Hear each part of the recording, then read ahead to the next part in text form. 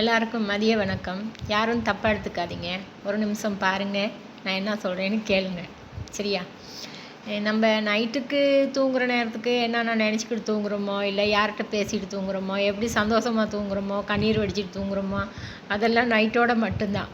ஏன்னா விடிய காலையில் நம்ம என்ன நினச்சி எழும்புறோன்னு நமக்கு தெரியாது. ஏன்னு கேட்டால் அடுத்த நிமிஷம் நிச்சயம் இல்லாத வாழ்க்கைங்க நம்ம வாழ்க்கை.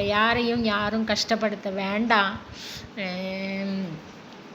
இந்த இவர் வந்துட்டு தமிழ்நாட்டுக்காரரு.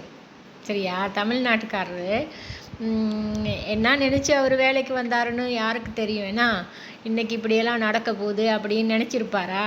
இல்லை, எப்பயும் போலத்தானே அவர் வேலைக்கு கிளம்பி வந்திருப்பார். ஒரு நிமிஷம் மிஸ் ஆகிருந்துச்சின்னா, ஒரு நிமிஷம் இல்லை, நான் நினச்சேன் பார்க்கும்போது அவர் ஒன்றுமே இல்லைன்னு தான் நான் நினச்சேன். தெரியுமா? இருந்தாலும் ஏதோ யார் அவங்க தாய் தப்பை செஞ்ச புண்ணியமா, இல்லை யார் செஞ்ச புண்ணியமா அவர் உயிருக்கு எந்த ஆபத்தும் இல்லை. தெரியுமா? இவர் தமிழ்நாட்டுக்காரரு. தமிழ்.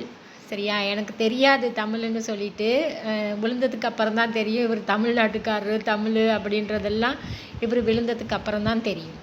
சரியா? விழுந்த சத்தம் கேட்டு தான் நான் ஓடி போய் பார்த்தேன். எனக்கு வீடியோலாம் எடுக்கக்கூடிய சூழ்நிலை இருக்கல. ஏதோ ஒரு கேப்பில் ஒரு ஃபோட்டோ மட்டும் எடுத்தேன். சரியா?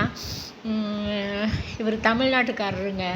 பாவம் என்ன நினச்சி வந்தாரோ வேலைக்குன்னா, சரி ஒன்று ஆகிருந்துச்சின்னு சொன்னால் மனசு பாருங்கள் எவ்வளோ பதறுன்ட்டு. அவங்க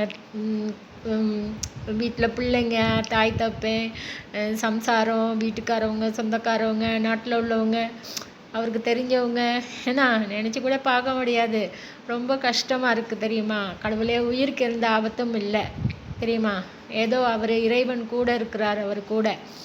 அதனால தமிழ்நாட்டுக்காரருங்க.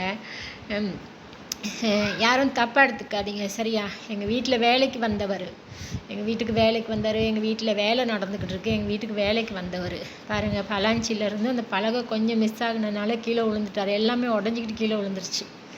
எங்கே வீசுப்பட்டு விழுந்துருக்காருன்னு பாருங்கள். ஒரு ஃபோட்டோ மட்டும்தான் என்னால் எடுக்க முடிஞ்சிச்சு.